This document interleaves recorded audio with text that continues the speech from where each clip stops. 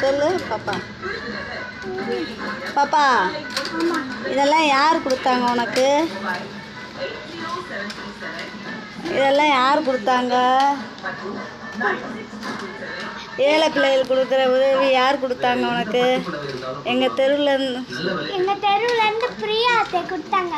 அறக்கட்டளை பண்ணுறாங்க. அவங்க அறக்கட்டளை பண்ணுறாங்களா? உங்களுக்காக கொடுத்தாங்களா?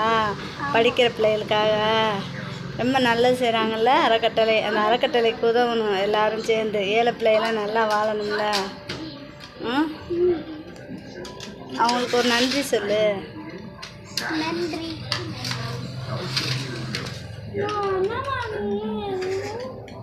இதை வச்சு கொடு.